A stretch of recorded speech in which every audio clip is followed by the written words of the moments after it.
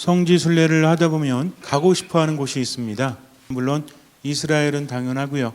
기적이 일어난 곳을 가기를 바라죠. 성체 기적이 일어났다. 그런데 이것이 거의 1000년 가까운 세월 동안 썩지 않고 아직도 보관되어 있다라는 곳에는 사람들이 끊임없이 몰려듭니다. 몇만 명 이상의 사람들이 성모님의 발현을 목격했던 파티마에 또 많은 사람들이 몰려들죠. 믿음을 가진 사람들뿐만 아니라 믿음이 없는 사람들도 기적에는 참 관심이 많아요. 우리도 마찬가지입니다. 기적이 일어났으면 좋겠다. 여러 가지 이유로 기적이 만약에 일어나면 내가 변화될 수 있을 것이니까 라는 바람이 있기 때문입니다. 어떤 커다란 기적을 내가 목격하고 체험하면 내 삶은 변화될 수 있을 거라고 생각을 하죠. 그런데 과연 기적을 목격하면 내 삶이 변화될 수 있을까요? 막연한 기대감이에요. 기적이라는 것은 그냥 목격할 수도 있고 체험되어질 수도 있는 것이기 때문입니다. 목격하는 것은 오래가지 못해요. 그러나 체험되어지는 것, 체험하는 것은 오래 간다는 것이죠. 우리는 세상이 변하기를 바라지만 세상이 변하는 것은 쉽지 않으니까 나 자신이 변화하기를 바라요. 그런데 그것도 참으로 쉽지가 않습니다. 그래서 하느님께 주님, 제가 힘을 낼 수 있도록, 제가 깨달을 수 있도록 저에게 기적을 보여주십시오 라고 기도할 때도 있습니다. 아니면 막연하게 기대할 때도 있다라는 거죠. 그러나 막연한 기대감에 기적은 일어나지 않습니다. 하느님께서는 필요할 때에는 당신의 기적을 일으키시죠. 그리고 특별한 기적의 체험은 우리에게 주실 때 어떤 조건이라는 것이 반드시 붙게 마련입니다. 그 조건이 까다로운 것은 아니에요. 예수님께서 기적을 행하실 때마다 무엇을 보시고 기적을 행하셨다고 했죠? 그들의 무엇을 보시고? 믿음을 보시고 기적을 행하셨다. 그러니까 기적이 일어나기 위해서 가장 필요한 것은 무엇이다? 믿음이라는 거죠. 내가 믿음을 보여주지도 않으면서 혹시나 하는 마음에 기대감을 갖는다면 절대로 기적을 체험할 수는 없어요. 내가 먼저 믿음을 보여드릴 때, 믿음으로 하느님 안에 머물 때 기적은 일어난다는 거죠. 왜냐하면 하느님께서는 우리에게 더 많은 것들을 주고자 하시기 때문입니다. 정말 중요한 것은 세상 사람들이 놀라는 그런 기적이 아니라 내가 느끼고 내가 변화되는 체험의 기적, 이것이 가장 중요하다는 것입니다. 그래서 단순히 기적을 목격하는 것이 아니라 삶에서 기적을 체험할 수 있도록 무엇을 가져야 한다? 믿음을 가져야 한다는 거죠. 내가 변하면요, 세상이 변화될 수밖에 없어요. 왜냐하면 우린 저마다 세상을 다른 관점으로 바라보기 때문입니다. 똑같이 바라보지 않죠. 나는 나로서 세상을 바라봅니다. 그런데 어릴 때에는 이것이 형성되지 않아요. 나이가 들고 어른이 되면, 그래서 어린아이와 어른의 차이는 여러 가지 있겠지만 눈에 보이는 외적인 차이뿐만 아니라 내적인 차이가 있는데 그 중에 가장 중요한 것이 바로 이것이라고 합니다. 세상을 바라보는 눈이 완전히 다르다는 거죠. 아이들은 아직 굳어지지 않았죠. 그러니까 귀를 기울일 줄 알아요. 근데 어른이 되면 어때요? 어른이 되면 세상을 누구 생각대로 바라봅니까? 나의 생각대로 바라본다는 거죠. 우리가 의식하지 못해도 내 안에는 세계관이 형성되어 있습니다. 흐름이 있다는 거죠. 그러니까 내가 생각하는 대로 세상이 흐를 때는 그래, 그럴 수도 있지 라고 말합니다. 그런데 내가 생각하는 대로 세상이 흐르지 않으면 어떻게 해요? 와, 이거 정말 대단한데 하고 받아들이기보다는 아닌데 라는 생각을 더 많이 할 수도 있다는 것입니다. 이런 것을 뭐라고 부르냐면, 전문 용어로 뭐라고 부르는지 아세요? 두 글자인데, 우리 마음의 흐름이 이것으로 웅축되어집니다. 이게 뭘까요? 전문 용어라고 하니까 또 여러분들 긴장하셨어요. 고집이에요, 고집. 그러니까 아이들이 부리는 고집은 쉽게 꺾입니다. 그러나 어른이 부르는 고집은 쉽게 꺾이지 않죠. 아이들은 고집 부리는 게 티가 나죠? 아주 솔직합니다. 어른들은 티를 낼 수도 있고 티를 내지 않을 수도 있어요. 근데 애들 고집이 더 셀 것 같아요? 아니면 어른 고집이 더 셀 것 같아요? 어른 고집이 훨씬 셉니다. 티를 내지 않으면서도 인정하지 않기 때문에 그래요. 그래서 애들은 싸우고 나서 화해하라 그러면 그래 이러고 나서 금세 친해져서 놀죠? 어른들은 화해는 해야 되기 때문에 화해하지만 화해하고 나서 뭐가 존재하죠? 서먹. 그러니까 서로 어떻게 같이 놀아요? 그러기가 쉽지 않다는 것입니다. 어른답게 살긴 하지만 그러나 이면의 고집은 아이들보다 더 세다는 거죠. 이 고집을 통해서 세상을 바라보기 때문에 변화되지 않기 때문에 기적은 일어나지 않는 것입니다. 그렇기 때문에 믿음을 가진 사람들은 바로 무엇을 내려놓기 위해서? 나의 고집을 내려놓기 위해서 노력해야 한다는 거죠. 믿음이라는 것은 예수님을 만나서 예수님을 바라보고 예수님을 따라가는 거라고 했죠. 그러기 위해서는 어떻게 해야 됩니까? 나를 버려야 돼요. 나를 버린다는 것이 다른 의미도 있을 수 있겠지만 우리가 이해하기 쉽게 무엇을 버린다? 나의 고집, 나의 판단을 버린다는 겁니다. 근데 이게 쉽지가 않죠. 나이가 들수록 쉽지가 않아요. 고집은 나쁜 것입니까? 좋은 것입니까? 나쁠 수도 있고 좋은 것일 수도 있죠. 외고집 인생, 장인정신 이런 건 좋은 거예요. 그런데 어떤 고집? 똥고집 이런 건 좋지 않은 것입니다. 나 자신도 고집을 버리고 싶어요. 그런데 버리지 못합니다. 이 고집 때문에 서로 싸우고 서로 사이가 안 좋아지고 번번이 이를 그르치면서도 이 고집을 제대로 버리지 못해요. 작정을 합니다. 그래, 고집 부리지 말아야지. 근데 안 돼요. 그러다 보니까 이 고집의 후유증에 시달립니다. 그게 뭔지 아세요? 늘 슬픈 거예요. 늘 외로운 겁니다. 늘 우울한 겁니다. 다른 사람 때문이 아니라 다른 상황 때문이 아니라 무엇 때문에? 나의 고집, 나의 흐름 때문에. 근데 이런 고집이라는 것들이 우리를 살아가게 만듭니다. 나이가 드는데도 아무것도 판단할 수 없다면 이거 더 큰 문제거든요. 그러니까 고집을 가질 수밖에 없지 않습니까? 하지만 정작 중요한 것은 내 안에서 필요한 고집과 불필요한 고집을 구분할 수도 없고 내려놓을 수도 없기 때문입니다. 답은 있을까요? 없을까요? 이 고집을 우리는 내려놓을 수 있을까요? 없을까요? 내려놓을 수 없습니다. 끝. 이렇게 들어가면 안 되겠죠. 그럼 굉장히 부정적이잖아요. 나는 할 수 없습니다. 그러나 누구나 하실 수 있어요? 예수 그리스도는 하실 수 있다라는 거죠. 신앙이라는 것은 내가 무엇인가를 하는 것이 아니라 어떻게 하는 거라고 그랬죠? 온전히 내어 맡김이라고 했습니다. 드리는 만큼 그분께서 이끌어 주신다는 거죠. 오늘 복음을 보면 제자들이 밤새도록 고기를 잡으려고 애를 썼지만 한 마리도 잡지 못했죠. 그래서 어떻게 합니까? 아침에 와서 이제 배를 두 척을 대놓고 그물을 손질하고 있어요. 그들의 마음은 어땠을까요? 지쳤겠죠. 그들은 실망했겠죠. 한 마리도 잡지 못했으니까. 그런데 예수님께서는 그 배에 올라가셔서 사람들을 가르치십니다. 말씀을 전하셨다는 거죠. 말씀을 전하시고 나서 어떻게 하십니까? 베드로에게 깊은 데로 가서 그물을 치라고 합니다. 기껏 정리했는데 그물을 치라는 거죠. 밤새 고기를 잡았는데 한 마리도 잡지 못했다. 그러면 지금 이 시간에 고기를 잡을 확률이 높을까요? 낮을까요?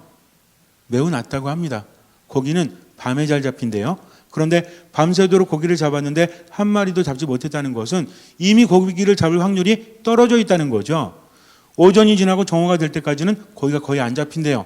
그러니까 밤에도 안 잡혔으니까 당연히 오전, 낮에도 고기는 잡힐 리가 없다는 것을 베드로는 잘 알까요? 모를까요? 잘 알 수밖에 없죠. 왜 그래요? 어부 생활로 잔뼈가 굵었기 때문입니다. 지금은 그렇지 아니한데 우리 보통 이제 사투리를 쓰죠. 그럼 사투리가 어디가 세요? 경기도 사투리가 세요? 그럼 어디가 세죠?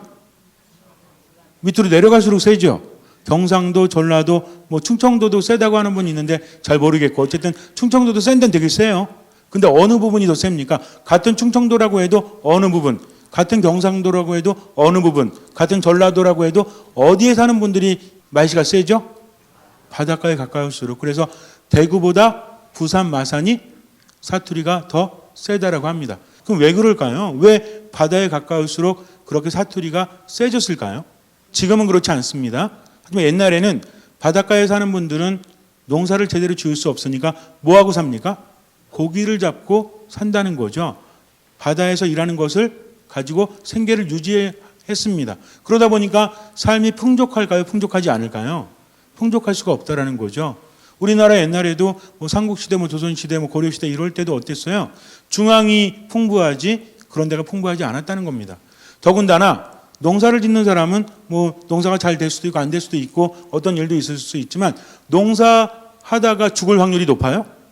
그렇지 않습니다. 그런데 바다에 나가면 죽을 확률이 높죠? 육지보다 훨씬 높습니다. 그러니까 배를 탈 때 신성시하는 게 되게 많죠. 들어보셨어요? 농사 짓기 전에 뭐 몸을 정결히 하고 뭐를 하지 않고 뭐지 하지 않고 이런 거 많지 않습니다. 부정 타는 게 많지 않다는 거죠. 그런데 배 타고 나갈 때는 부정 타는 짓을 하면 돼요, 안 돼요? 안 됩니다. 철저하게 엄하죠. 금령이 많습니다. 무슨 얘기예요? 정신 바짝 차려야 되는데 정신줄 놓으면 죽을 확률이 높기 때문에 그래요. 농사 지을 때는 하다가 졸면 넘어지면 되죠.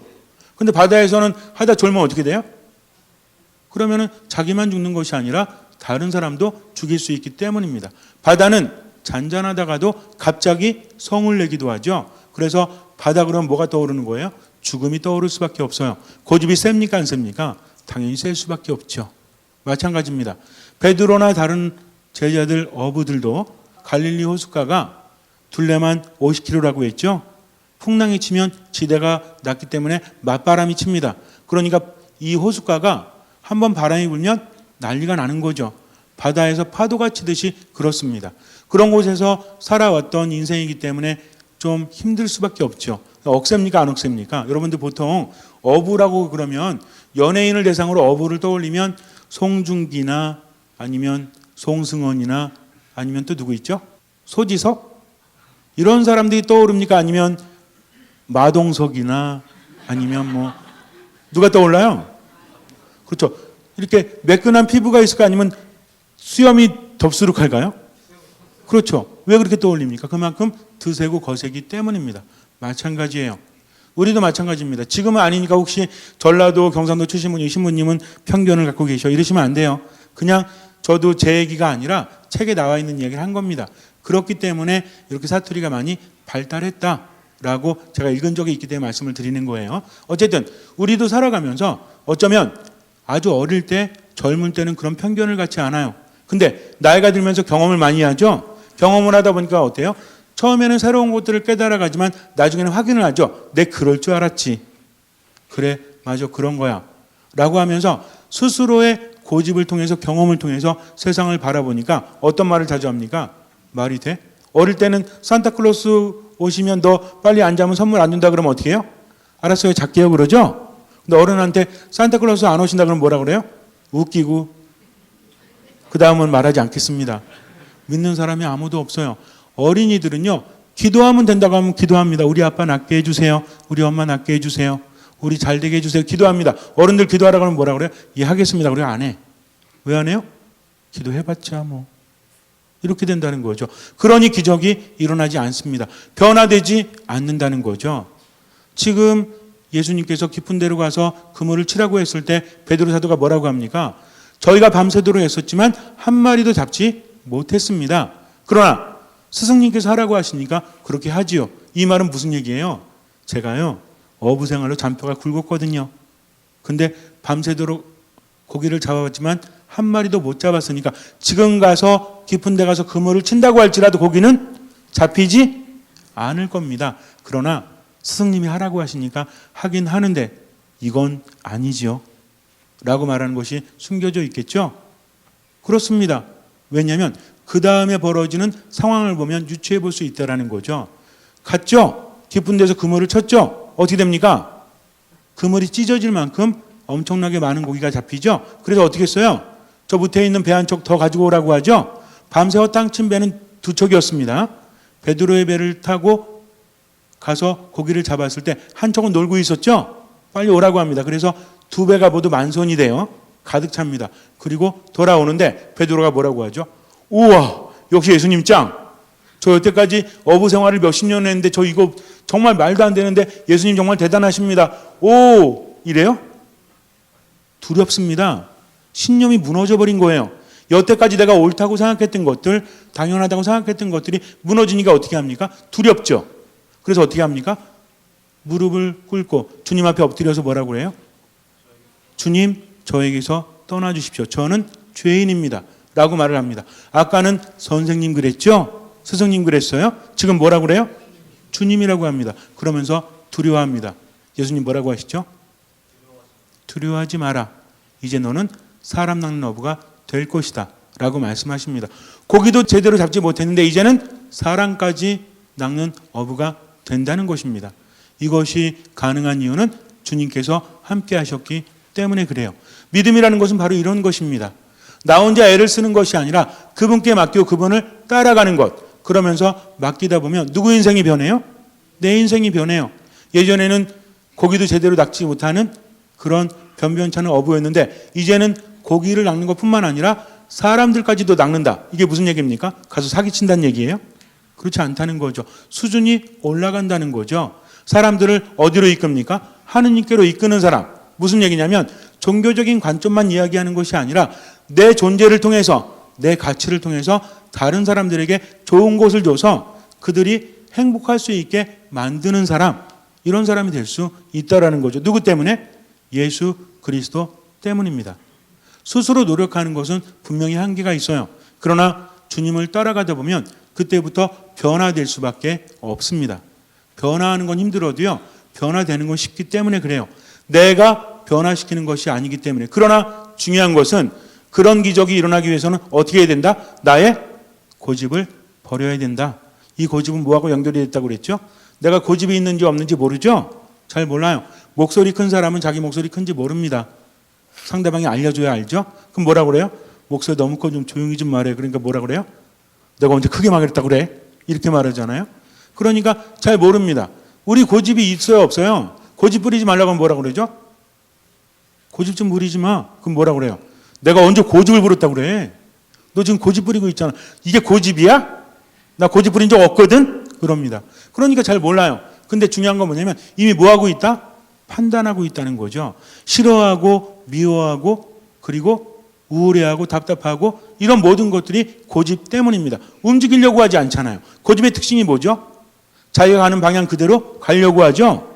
다른 쪽으로 움직이려고 하지 않습니다. 그러니까 주님의 말씀을 듣고 따라하지 않으면 그 말씀을 따라가지 않으면 뭘 부리고 있는 거다? 고집을 부리고 있는 거라는 거죠. 내일 걱정은 내일이 하도록 맡겨라. 그런데 어떻게 합니까? 그게 쉽나요? 하면서 뭐 부리는 거예요? 고집을 부립니다. 그러다 보니까 뭐를 됩니까? 자, 고집 부리는 사람은 판단한다고 그랬죠? 그리고 뭘 돼요? 나는 이래서 이럴 수밖에 없었어요. 이게 뭐예요? 핑계죠. 그러니까 뭐냐면 결국은 고집을 부리는 사람은 판단을 하고 뭘 부린다? 고집을 부리고 또 뭘 된다? 핑계를 대고 변화되려고 하지도 않고 맡기지도 않는다는 거죠. 그러니까 내 삶에 기적이 일어나고 변화되기를 바란다면 예수님을 따라야 되는데 그분을 따르는 것이 무엇이다? 고집을 버리는 거다. 판단을 하지 않을 수는 없잖아요. 하지만 판단하고 있는 것을 의식하고 판단하지 않도록 주님께 의탁하는 거죠. 그리고 뭐 하는 겁니까? 고집을 부린다, 판단을 한다, 또 그렇죠. 핑계를 대지 않는 겁니다. 그리고 그분을 따라가는 거죠. 완전히 맡겼기 때문에 때로는 부끄럽고 때로는 속된 말로 쪽팔리고 때로는 정말 이거 아닌데 싶은데 그래도 주님의 말씀이니까 따라가는 겁니다. 이것이 무엇입니까? 이것이 믿음이라는 거죠. 베드로 사도는 어떻게 합니까? 모든 것을 버리고 예수님을 따라가죠. 베드로 사도만 그랬어요? 야고보와 요한도 그럽니다. 근데 지금 모든 거 버렸죠. 따라갔죠. 실수할까요? 안 할까요? 실수합니다. 중요한 건 뭔지 아세요? 지금 이 순간에 버리는 게 중요하다. 내일 또 안 그럴지 모르겠지만 내일 모레 또 안 그럴지 모르겠지만 상관없어요. 언제만 버리면 돼요? 지금만 버리면 돼요. 언제만 기도하면 돼요? 지금만 기도하면 돼요. 언제만 들으면 돼요? 지금만 들으면 돼요. 그렇게 하다 보면 주님께서 우리를 변화시켜 주신다는 거죠. 인생이 변합니다. 모든 것들이 변화될 수밖에 없어요. 왜? 그분께는 불가능함이 없기 때문입니다. 잠시 눈을 감으세요. 주님께 모든 것을 맡기십시오. 아무것도 판단하지 마십시오. 고집을 인식하면 무조건 내려놓으세요. 때로는 아프고 때로는 힘들어요. 그래도 내려놓아야만 합니다. 그래야만 그분을 따라갈 수 있기 때문에 여기서 중요한 것은 듣는 마음입니다. 듣는 마음으로 주님 안에 머물고 들렸다면 그 말씀을 따라가도록 하십시오. 미사 말씀 기도 안에 온전히 머무십시오. 지금 이 순간 최선을 다하면서 주님의 말씀대로 살아가십시오. 모든 것을 맡기고 최선을 다하십시오. 주님께서는 그 믿음을 보시고 우리 삶에 놀라운 기적을 일으켜 주실 것입니다. 아멘.